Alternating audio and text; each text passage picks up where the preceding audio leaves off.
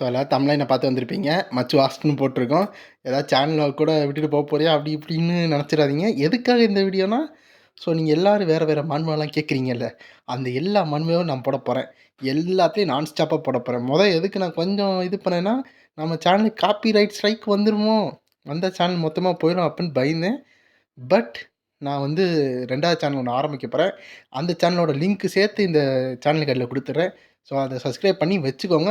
ஒருவேளை ஃப்யூச்சரில் இந்த சேனல் காப்பிரைட் ஸ்ட்ரைக் வாங்கி சேனல் மொத்தமாக டெர்மினேட் ஆயிடுச்சுன்னா, அந்த சேனல் மொத்தமாக கண்டினியூ பண்ணி ஆரம்பிச்சிடுறேன்.